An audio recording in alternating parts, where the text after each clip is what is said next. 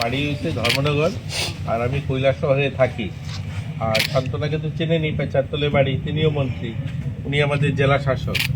আমাদের মাননীয় মুখ্যমন্ত্রী এই ঘটনা ঘটার পরেই সঙ্গে সঙ্গে তিনি কথা কইছেন আমাদের পুষ্করজির সঙ্গে, ওখানে যে মুখ্যমন্ত্রী আছেন ওনার সঙ্গে কথা কইছেন, এবং কথা কয়ে এটার যেন ইনকোয়ারি হয়, দোষী যারা তারা যেন কঠোর শাস্তি পায়। দেখেন, মানুষ তো আমরা ঘুরাইতে পারতাম, আপনারা তো সকলেই জানেন যে এই ঘটনা ঘটার পরে এখান থেকে মানুষ ঘুরিয়ে দেওয়া তো পৃথিবীতে কারো দ্বারাই সম্ভব নয়।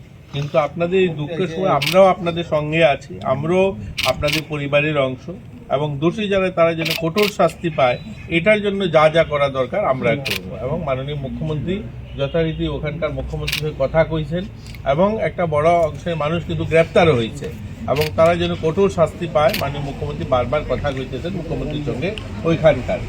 এবং গতকালকে ওখানকার মুখ্যমন্ত্রী আপনাদের জন্য উত্তরাখণ্ডের মুখ্যমন্ত্রী পুষ্কর সিং ধামিজি উনিও একটা চিঠি পাঠাইছেন আপনাদের জন্য, শোক বার্তা।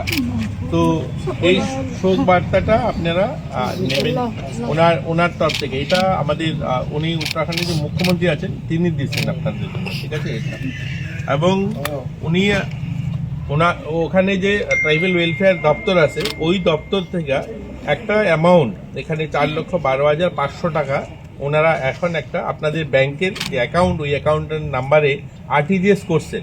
এটার একটা প্রথম কিস্তি, পরেও আবার কিন্তু তারা সাহায্য করবো। এটা আপনাকে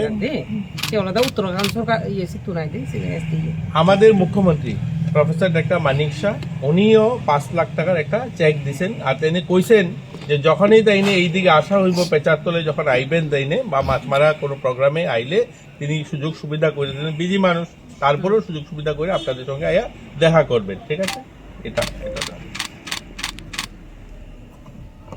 এটা এই যে টাকাটা দিছে এটার একটা চিঠি, এটা তো আছে।